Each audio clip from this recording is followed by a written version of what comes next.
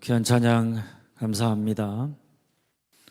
네덜란드의 실존주의 철학자 키에르케고르는 절망을 일컬어서 죽음에 이르는 병이라 이렇게 말했습니다. 그는 우리를 죽음에 이르게 하는 세 가지 종류의 절망을 이야기하는데, 첫째는 절망에서 자기를 의식하지 않는 경우이고, 둘째는 절망에서 자기 자신이려고 하지 않는 경우이고, 셋째는 절망에서 자기 자신이려고만 하는 경우입니다. 요약하면 절망이라고 하는 병에 걸리면 자기를 잃어버려서 아무 의식도 없이 맹목적으로 삶을 살거나 남들 사는 대로 따라 살거나 자신만의 고집에 매달려 살아가는, 그야말로 자기를 상실하게 된다는 이야기입니다. 그는 이런 절망을 결국 우리를 죽음에 이르게 한다고 이야기하는데, 이를 뒤집어 보면 만일 우리가 절망을 극복해내지 못하면 우리는 끊임없이 죽음에 이를 수밖에 없다, 이런 이야기이기도 합니다. 물론 죽음에 대한 이해가 다를 수 있지만 그의 말처럼 절망이라고 하는 것은 우리를 죽음에 이르게 한다는 사실은 분명한 것 같습니다. 우리나라는 불행하게도 통계에 의하면 OECD 국가 중에 17년 연속 부동의 자살률 1위를 기록하고 있는 부끄러운 나라입니다. 자살률이 높다고 하는 것은 오늘 우리의 현실이 살고 싶지 않다, 희망이 없다, 탈출구가 보이지 않는다는 것을 보여주는 것입니다. 그런데 오늘 본문에 나오는 바울에게도 이런 절망이 있었습니다.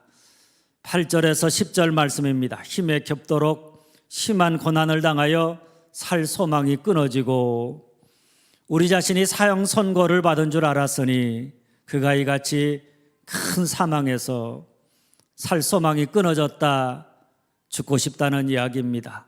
사형 선고를 받았다, 희망이 없다는 이야기입니다. 큰 사망 가운데 있다, 절망적이다는 말입니다. 쉽게 말하면 이제 나는 모든 것이 끝났다, 더 이상 희망이 없다, 절망스럽다는 그런 표현입니다. 그 이유는 그가 아시아에서 당한 환난 때문이라고 말합니다. 그 환난이 어떤 것인지 성경은 상세하게 잘 이야기하고 있지 않지만은 그중 하나는 바울이 에베소에서 복음을 전하다가 그것을 반대하는 폭동이 일어나서 그가 핍박을 받고 그곳을 떠날 수밖에 없었던 일이거나, 혹은 에베소 감옥에 억울하게 복음을 전하다가 갇힌 일이거나, 혹은 질병의 고난을 당한 것 등등일 수 있습니다.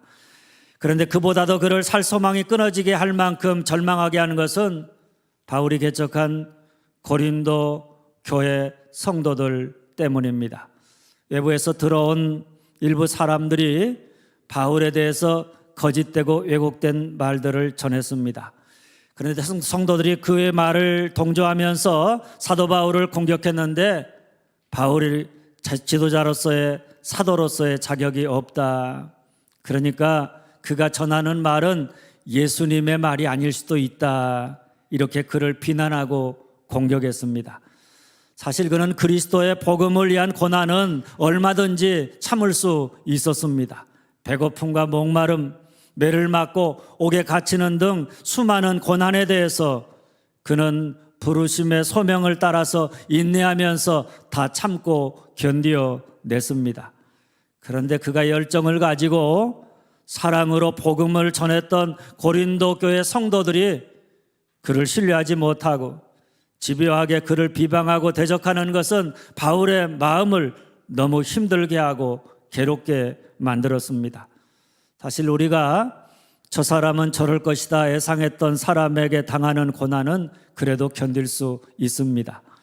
그러나 고린도 교회 성도들처럼 내가 믿었던 사람, 내가 사랑하고 열정을 쏟아부었던 사람, 다른 사람은 몰라도 저 사람만은 내 편이다, 저 사람은 그러지 않을 것이다 기대했던 사람들로부터 우리가 당하는 배신과 공격은 너무나 견디기 힘든 것입니다. 오늘 바울이 겪고 있는 고난이 그랬습니다. 그래서 그는 내가 살 소망이 끊어졌다, 죽고 싶은 마음이다, 사형 선고를 받았다, 희망이 없다, 큰 사망 가운데 있다, 이렇게 절망을 이야기하고 있습니다. 물론 우리는 바울의 이런 절망을 바라보면서 바울 같은 위대한 믿음의 사람도 참 죽고 싶을 만큼 절망할 때가 있구나, 내가 사역을 감당하다가 때로 절망감이 드는 것도 어쩌면 당연한 일이구나, 이런 마음의 위로를 느끼기도 합니다. 오늘도 살다 보면 아무리 믿음이 좋고 위대한 사도라고 할지라도 때로 겪게 되어지는 고난으로 인해서 절망할 수도 있습니다. 마음의 사형 선고를 받아서 죽고 싶은 마음에 말로 다할 수 없는 괴로움과 고통으로 잠 못 이루고 죽고 싶다고 하는 마음이 들 정도로 힘이 들 때가 있는 것도 사실입니다. 여기까지는 믿음이 있는 사람이나 믿음 없는 사람이나, 믿음이 좋은 사람이나 믿음이 시원찮은 사람이나 다 똑같습니다. 그런데 그 다음이 중요합니다. 그 다음에 믿음 없는 사람은 절망을 절망으로 끝내서 죽음에 이르게 되어져 있고, 반면에 오늘 바울처럼 믿음이 있는 사람은 마음의 사형 선고를 받고도 하나님 안에서 탈출구를 찾아서 새 희망을 노래하게 되는 것입니다. 오늘 여러분 모두가 바울의 삶을 통해서 내가 당한 고난으로 인해서 마음의 사형 선고를 받을 때마다 절망을 절망으로 끝내지 아니하고 절망 속에서도 희망을 노래하는 자들이 다 되어질 수 있기를 주님의 이름으로 축원합니다. 그러면 첫째 따라서 합니다. 절망을 알게 한다. 절망을 알게 한다. 8절입니다. 형제들아, 우리가 아시아에서 당한 환난을 너희가 모르기를 원하지 아니하노니. 바울은 분명히 이렇게 말합니다. 너희가 내가 아시아에서 당한 환난, 고난, 그것을 모르기를 원하지 않는다. 그러면서 그가 무엇 때문에 죽고 싶을 만큼 절망하게 되었는지 상세하게 설명하고 있지는 않지만은, 그러나 그가 당했던 고난으로 말미암아 지금 그 마음의 상태가 얼마나 힘든지를 알려줍니다. 사실 바울이 전해주는 자신의 마음이 절망감 앞에서 오늘 우리가 느끼는 감정은 조금 낯설고 어색함을 느끼게 됩니다. 왜냐하면 바울 같은 위대한 믿음의 사람이 아무리 고난이 심하다고 할지라도 내가 살 소망이 끊어졌다, 죽고 싶은 마음이다, 마음의 사형 선고를 받았다, 더 이상 내 삶에 희망은 없다, 절망한다고 하는 것이 생소하게 느껴지기 때문입니다. 세상의 위대한 사람들은 어떤 상황 속에서도 절망하지 않았다고 이야기합니다. 그래야 그 사람이 돋보이고 무언가 저 사람은 우리와 다른 사람이구나, 이렇게 사람들로부터 달리 보이고 존경받게 되기 때문에 그렇게 이야기합니다. 그런데 성경의 위대한 믿음의 사람은 다릅니다. 우리와 차원이 다른 사람들이 하나님에게 크게 쓰임받아서 위대한 믿음을 증명하는 게 아니라 우리와 똑같이 때로는 다윗처럼 엄청난 죄를 범하기도 하고, 때로는 베드로처럼 장담했지만 예수님을 모른다고 부인하면서 배반하기도 하고, 오늘 바울처럼 혼란 속에서 큰 우울감과 절망감에 빠지기도 하는 것을 보게 됩니다. 그러니 성경의 사람들을 보면 나만 죄짓고 나만 배반하고 나만 우울감에 빠지고 나만 절망감에 빠지는 게 아니라 사람은 누구나 다 그럴 수 있구나, 이런 사실을 깨닫게 되어집니다. 여기까지는 다를 게 없습니다. 그런데 오늘 바울이 위대한 것은 그 다음입니다. 그가 당한 고난으로 인해서 큰 절망에 빠졌을 때 그가 어떻게 절망에서 벗어나 새 희망을 노래하게 되었느냐, 바로 여기에 그의 믿음의 위대함이 있는 줄 믿으시기를 바랍니다. 그 첫 번째가 뭔가 하면, 그런 환난으로 인한 절망감을 느꼈을 때 자신의 절망감을 감추려 하지 아니하고 사람들에게 알게 했습니다. 내가 이렇게 죽고 싶은 마음이라고, 나는 더 이상 희망을 가질 수 없을 만큼 절망감에 빠져 있다고, 내가 우울함 속에서 오랜 세월을 지내고 있다고, 이렇게 자기 자신의 절망을 드러냈다는 이야기입니다. 우리 옛말에 병은 자랑하라는 말이 있습니다. 참 맞는 이야기입니다. 육신의 병만이 아니라 마음의 병도, 영혼의 병도 자랑해야 합니다. 그래야 치유받을 수 있고 우리가 거기에서 벗어날 수 있는 생명의 길이 열리는 것입니다.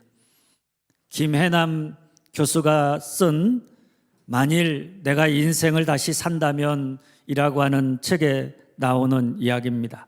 언젠가 어느 기자가 정신건강의학과 교수인 그녀에게 물었습니다.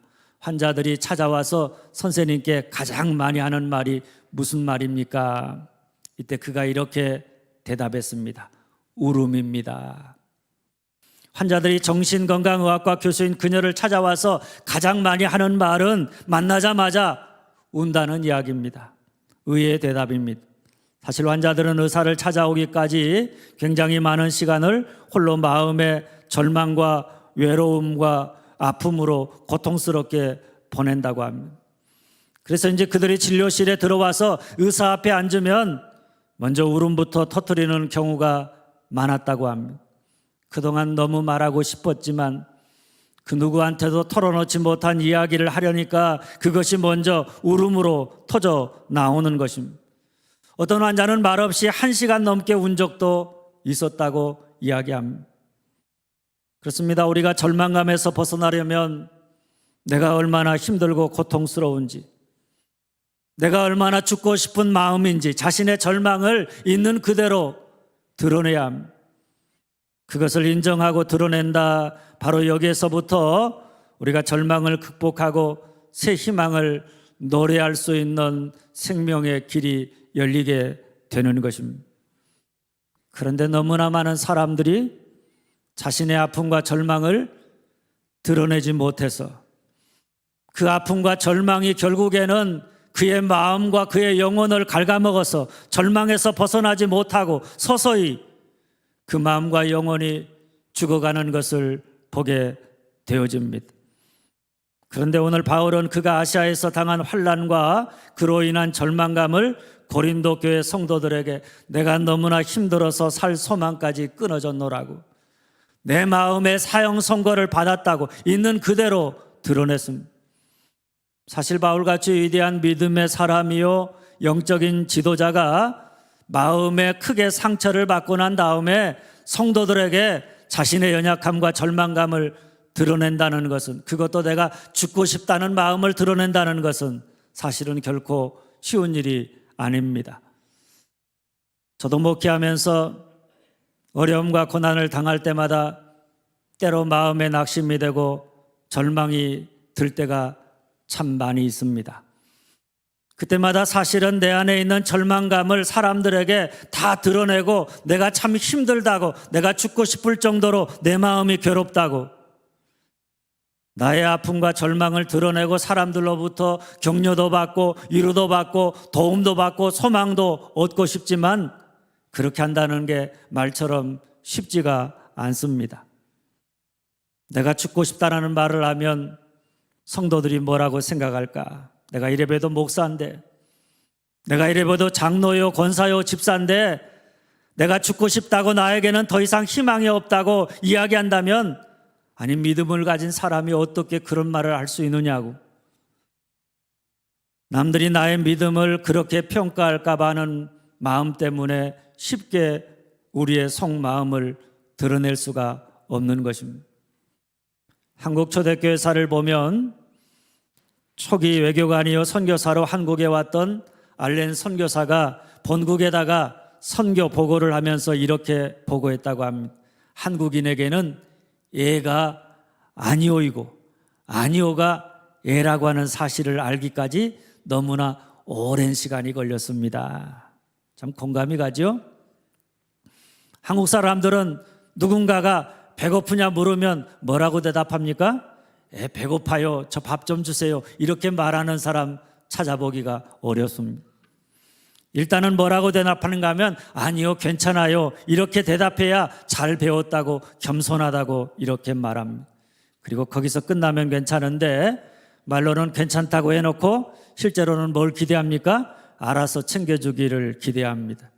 여러분, 말하지 않았는데 어떻게 상대방이 알아서 챙겨줄 수가 있겠습니까? 때로는 신방하다가 보면 참 답답하고 안타까울 때가 많이 있습니다. 우리가 살다 보면 정말 힘에 겹도록 고난을 당할 때가 있습니다. 내 마음이 그렇게 하지 않으려고 하는데 자꾸만 무너져 내릴 때가 있습니다. 그러면 그럴 때 우리가 교역자를 초청하거나 구역 식구들을 초청해서 하나님을 의지하면서 더불어 함께 하나님께 예배드리면 얼마나 좋은지 모릅니다. 예배드리다 보면 하나님이 나를 버리시고 내게서 떠나가신 줄 알았는데 예배하는 도중에 하나님이 임재하셔서 내가 당하는 고난 가운데 하나님이 나와 함께 하시는구나, 하나님은 여전히 나를 사랑하시는구나, 우리가 예배 가운데 그 하나님의 임재를 깨닫고 그 사실을 깨닫게 되기 때문입니다. 그런데도 너나 할 것 없이 내가 지금 힘들다고, 나를 위해 좀 기도해 달라고, 우리 집에 와서 한번 예배 드렸으면 좋겠다고 이 말을 하지 못해서 혼자서 힘들게 고통을 당하다가 나중에 고통에 지쳐서 누군가를 원망하고 탓하게 되는 경우가 얼마나 많이 있는지 모릅니다. 그러나 여러분, 우리에게 믿음이 있다면, 하나님이 나의 하나님이심을 정말 믿는다면 우리가 당하는 고난으로 인한 절망감이 무엇이든 그때마다 그 절망감을 감추지 말고 억누르려고 하지 말고 힘들면 나 지금 힘들다고 절망감을 드러낼 수 있는 여러분들이 되어줄 수 있기를 간절히 바랍니다. 믿음이라고 하는 것은 우리로 절망을 감추거나 억누르게 하는 것이 아니라 절망을 드러내어서 알게 해서 거기에 하나님이 임재하심으로, 하나님이 어루만져 주심으로 말미암아 치유받고 회복되게 하는 힘이요 능력이 되는 줄 믿으시기를 바랍니다. 둘째, 따라서 합니다. 오직 하나님만을 의지한다. 오직 하나님만을 의지한다. 9절입니다. 우리는 우리 자신이 사형 선고를 받은 줄 알았으니 이는 우리로 자기를 의지하지 말고 오직 죽은 자를 다시 살리시는 하나님만 의지하게 하심이라. 대부분 우리가 적당히 고난을 만나면 자신의 힘과 능력, 자신의 지혜로 그 고난을 극복하려고 노력합니다. 그러나 정말 큰 고난을 만나면 우리가 그 고난 앞에서 내가 할 수 있는 일이 아무것도 없다는 사실 때문에 절망하게 됩니다. 그러나 여러분, 이때야말로 어떤 때인가 하면 우리가 더 이상 자기를 의지하지 아니하고 오직 하나님만을 의지하게 되는 때입니다. 지금까지는 믿노라 하면서도 내가 내 인생의 주인 되어 살아왔던 우리 자신의 모습을 발견하고 내가 내 인생의 주인 된 결과는 이렇게 허무한 것이구나, 이 사실을 깨닫고 나에게는 하나님에게만 소망이 있구나, 하나님에게만 소망이 있음을 깨달으면서 하나님만 의지하게 되는 때입니다. 사실 우리는 스스로를 의지하려는 성향이 있습니다. 무슨 일을 만나든 일단은 자기 스스로를 의지해서 그 문제를 해결하려고 합니다. 그런데 고난을 당한다, 내가 감당할 수 없는 큰 고난을 당한다 그러면 그때서야 비로소 자기를 의지하려는 마음의 사형 선고를 내립니다. 나를 의지하는 것에는 소망이 없다. 내가 나를 의지해서는 절대로 이 절망에서 벗어날 수 없다. 스스로에게 절망하게 되어지는 것입니다. 그리고 그때서야 우리는 더 이상 자기를 의지하지 아니하고 오직 하나님만을 의지하게 되는데, 왜냐하면 우리 하나님은 죽은 자를 다시 살리시는 분이시기 때문입니다. 다 죽어 있습니다. 희망이 없습니다. 깜깜한 어둠입니다. 절망입니다. 그런데 하나님은 죽은 자를 다시 살리신다. 절망 속에서 희망을 노래하게 하신다. 절망을 희망으로 바꾸시는 전능하신 분이시고 어두움 속에서도 빛을 주시고 새로운 희망의 길을 열어주시는 분이 바로 오늘 여러분과 저의 하나님이시기 때문입니다. 그러니까 믿음을 가진 자와 믿음 없는 자의 차이는 똑같이 고난을 당하고 스스로에 대해서 절망하게 되지만 믿음 없는 자는 절망으로 끝이라고 한다면 믿음을 가진 우리에게는 절망 중에서도 죽은 자를 다시 살리시는 하나님, 절망 중에서도 새 희망을 노래하게 하시는 하나님이 나의 하나님이시기에, 그 하나님이 나와 함께 하시기에 절망 중에 하나님을 바라보고 의지하면서 새로운 희망을 노래하게 되어져 있는 줄 믿으시기를 바랍니다. 정호승 씨가 쓴 시 가운데 봄길이라고 하는 이런 시가 있습니다. 길이 끝나는 곳에서도 길이 있다. 길이 끝나는 곳에서도 길이 되는 사람이 있다. 스스로 봄길이 되어 끝없이 걸어가는 사람이 있다. 강물은 흐르다가 멈추고 새들은 날아가 돌아오지 않고 하늘과 땅 사이의 모든 꽃잎은 흩어져도 보라, 사랑이 끝난 곳에서도 사랑으로 남아있는 사람이 있다. 스스로 사랑이 되어 한없는 봄길을 걸어가는 사람이 있다. 우리 하나님은 우리에게 길이 끝나는 곳에서도 길이 되고 사랑이 끝난 곳에서도 사랑으로 남아있는 어둠 속에서도 우리를 빛으로 인도하시는 생명이 되시는 죽은 자도 다시 살리시는 분이심을 믿으시기를 바랍니다. 그래서 바울은 오늘 마음의 사형 선고를 받고서도 오직 죽은 자를 다시 살리시는 하나님을 바라보면서 이렇게 희망을 노래함. 10절 말씀입니다. 그가 이같이 큰 사망에서 우리를 건지셨고 또 건지실 것이며 이후에도 건지시기를 바라노라. 할렐루야. 우리가 마음의 사형 선고를 받는다고 그것으로 우리 인생의 모든 것이 다 끝나는 것이 아니라 우리에게 아직 희망이 남아 있습니다. 그 이유는 우리에게는 죽은 자도 다시 살리시는 하나님이 바로 여러분과 제가 믿는 하나님이고 그 하나님이 오늘 또 우리와 함께 하시고 우리 가운데 구원의 역사를 이루고 계시기 때문인 줄 믿으시기를 바랍니다. 지금이야 전보다 수도가 보편화되어서 그렇지만 옛날에는 펌프를 사용해서 펌프물로 밥도 지어 먹고 마시기도 하고 세수도 했습니다. 그런데 이 펌프라는 것이 사용하지 않으면 물이 다 빠져버려서 말라버린 펌프로 다시 물을 깃기 위해서는 반드시 한 바가지의 물이 필요했습니다. 물 한 바가지 붓고 난 다음에 열심히 펌프질을 하면 지하의 물이 끓여 올려오는데 한 바가지의 물을 바로 마중물이라 이렇게 말합니다. 큰 물을 마중 나와서 대불고 오는 물이라 이런 뜻입니다. 여러분 아무리 지하에 많은 물이 있다고 할지라도 한 바가지에 마중물을 붓고 펌프질을 하지 않으면 우리가 풍성한 물을 얻을 수가 없습니다. 우리 삶도 마찬가지입니다.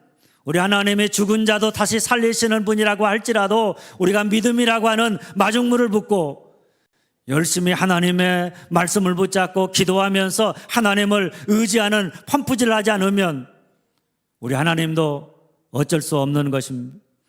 그러니 오늘 우리에게 믿음이 있다면 우리 역시 우리가 당하는 고난으로 인한 절망 속에서 어떻게 하느냐? 오직입니다.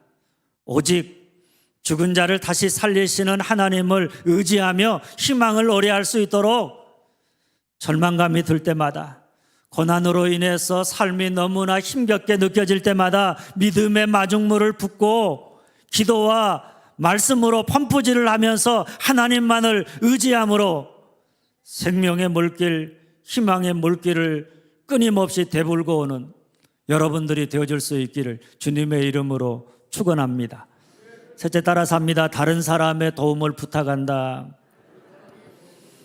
다른 사람의 도움을 부탁한다. 11절입니다. 너희도 우리를 위하여 간구함으로 도우라. 바울이 고린도에 있는 믿음의 형제들에게 자신이 겪고 있는 절망감을 드러내면서 나는 오직 하나님만 의지하게 되었다. 하나님만이 나의 소망이다. 이 사실을 분명히 했습니다.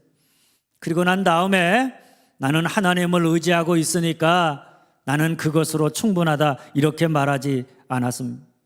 뭐라고 말합니까? 너희는 나를 위하여 간구함으로 도우라. 사람들에게 도움을 요청했습니다. 우리는 누군가에게 도움을 요청한다 그러면 힘 없는 자가 힘 있는 자에게, 믿음 없는 자가 믿음 있는 자에게 하는 것으로만 생각을 합니다. 그래서 기도를 부탁해도 믿음 없는 자가 믿음 있는 자에게 부탁하는 것으로만 생각합니다. 그러다 보니까 우리 중에는 기도를 해달라고 부탁하는 사람이 따로 있고 늘 다른 사람들로부터 기도 부탁을 받고 기도를 해주는 사람이 따로 있습니다. 그래서 기도를 해주는 믿음 있는 사람은 다른 사람에게 나를 위해서 간구함으로 나를 도와주십시오, 이런 말을 쉽게 하지 못합니다. 또한 늘 자기는 언제나 특별한 믿음이 있는 사람인 것처럼 행세하다가 그저 다른 사람들을 위해 내가 기도해 주려고만 하는 것을 보게 되어집니다. 그런데 여러분, 바울이 누굽니까? 큰 믿음의 사람이고 하나님과 더불어 깊은 영적인 교제를 나누는 사람이고 하나님이 크게 들어 쓰임받는 사람이고 하나님께만 영광을 돌리는 영적인 위대한 지도자입니다. 반면에 고린도에 있는 형제들은 문제투성이에 이제간 믿음을 시작한 어찌 보면 별 볼 일 없는 그런 신앙인들입니다. 그런데 바울은 그런 그들에게 우리를 위해 간구함으로 도우십시오, 나를 위해서 간절히 기도함으로 나를 좀 도와주십시오, 이렇게 부탁합니다. 이 말은 당신의 기도가 없으면, 당신이 나를 위해서 기도하지 않으면 나는 아무것도 할 수 없습니다, 나는 아무것도 아닙니다, 이런 간절함과 진실함을 가지고 부탁하고 있는 것입니다. 바울이 오늘 우리보다 혹은 고린도 교회 성도들보다 믿음이 없어서 그렇게 한 것이 아닙니다. 이것이 우리에게 뭘 가르쳐 주는가 하면 우리가 영적으로 도움을 받는다는 것은 우리보다 부유하고 강하고 많이 배우고 잘나고 잘 믿는 사람에게만 받는 것이 아니다는 이야기입니다. 우리는 너나 할 것 없이 누군가의 도움이 없이는 살아갈 수 없는 연약한 사람들입니다. 어떤 특별한 사람의 도움이 아니라 내가 만나는 모든 사람들로부터 도움을 받아야 오늘을 살아갈 수 있는 사람입니다. 누구나 서로가 서로에게 도움을 주고 도움을 받아야 살아갈 수 있는 연약한 존재들입니다. 그러니까 이 말을 다시 하면 한번 따라서 합니다. 당신이 없으면 내가 없다. 당신이 없으면 내가 없다. 당신이 없으면, 당신의 기도가 없으면, 당신의 도움이 없으면, 당신이 나와 함께하지 않으면 오늘 나는 없습니다. 나는 아무것도 아닙니다. 아무것도 할 수 없습니다. 당신의 기도가 없으면 나는 정말 아무것도 할 수 없다고. 내가 없고 내가 없으면 당신이 없는, 그야말로 서로가 더불어 함께 도우며 살아가야 하는 연약한 사람들이라고 하는 이야기입니다. 내 믿음의 크기와 상관없이 내가 다른 사람들을 위해서 간절히 기도해야 하고 또 그 사람들의 믿음의 크기와 상관없이 나를 위해서 간절하게 기도해달라고 기도를 부탁해 하는 사람들이 바로 오늘 함께 예배하는, 함께 신앙생활하는 내 옆에 있는 성도들인 줄 믿으시기를 바랍니다. 기도해주는 사람 따로 있고 기도받는 사람 따로 있는 게 아닙니다. 가르치는 사람 따로 있고 가르침을 받는 사람이 따로 있는 게 아닙니다. 겉으로 보면 기도해주는 사람, 기도받는 사람, 가르치는 사람과 배우는 사람이 따로 있는 것처럼 보일지 모르지만 사실은 우리가 그 속을 들여다보면 기도해 주면서 기도받고 가르치면서 배우고 배우면서 가르치는 것입니다. 제가 목사님들을 만나서 이야기하다 보면 저에게도 그런 면이 있겠지만 한 가지 고질병이 있는데 그게 뭔가 하면 사람을 만나면 늘 설교하려고 하고 가르치려고 한다는 것입니다. 제가 그런 분을 만나면 교회 강단에서나 설교 열심히 하시고 제발 사람들 만나면 설교하지 말라고 이야기합니다. 사실 저도 그런 모습을 보일 때가 있음을 깨닫고 반성을 많이 하기도 합니다. 그런데 목회자만이 아닙니다. 조금 믿음이 있다, 내가 교회 생활 오래 했다, 성경 좀 알고 직분을 가지고 있다 그러면 다른 성도에게 믿음을 배우는 것, 기도를 부탁하는 것, 도움을 받는 것, 이런 것을 굉장히 부끄럽게 생각합니다. 마치 자기는 이제 더 이상 다른 사람에게 배울 것도 기도를 부탁할 것도 도움을 받을 것도 없는 사람인 것처럼 그렇게 행세하려고 합니다. 마치 누군가에게 도움을 요청한다면 자기 믿음의 자존심이 상처를 입은 것처럼 행동해서 자꾸만 늘 가르치는 말, 판단하는 말, 자기가 기도하고 있다는 말만 하는 것을 보게 되어짐. 참 얼마나 안쓰럽고 안타까운 모습인지 모릅니다. 그러나 여러분, 바울은 나는 하나님이 직접 도우실 터이니까, 나는 하나님과 직통하는 사람이니까 사람의 도움은 필요하지 않다고, 나는 하나님께 기도하는 사람이니까 여러분을 위해서 내가 기도하겠다고, 다른 사람을 위해 기도하겠다고만 말하지 않았습니다. 오히려 그는 연약한 성도들을 향해서 여러분이 나를 위해 기도해 주지 않으면 내가 지금 겪고 있는 이 힘겨운 절망의 순간순간에서 내가 힘을 얻을 수가 없습니다. 절망 속에서 다시 힘을 얻어서 일어날 수 있도록 나를 위해서 기도해 주십시오. 여러분의 기도가 없으면 나는 없습니다. 나를 위해서 간절히 기도함으로 나를 도와주십시오. 도움을 간청했습니다. 그런데 우리가 생각하는 것처럼 특별한 믿음의 능력을 가진 사람에게 그렇게 한 것이 아닙니다. 그냥 우리와 함께 신앙생활하는, 우리와 똑같은, 어찌 보면 이제 믿기 시작한 연약하고 그 믿음이 참 별 볼 일 없는 그런 성도들입니다. 그런데 그런 그들에게 나를 위해 간절히 기도함을 도와달라고, 나는 당신의 기도에 도움이 꼭 필요한 사람이라고, 당신의 기도가 없으면 나는 아무것도 아니라고, 내가 이 절망을 벗어날 수가 없다고, 나를 위해 좀 기도해달라고 기도를 부탁했습니다. 어찌 보면 오늘 여러분과 저에게 꼭 필요한 믿음의 자세가 아닌가 생각되어집니다. 당신이 없으면 내가 없습니다. 당신의 기도가 없으면 나는 아무것도 할 수 없습니다. 나는 당신의 도움이 절대적으로 필요한 사람입니다.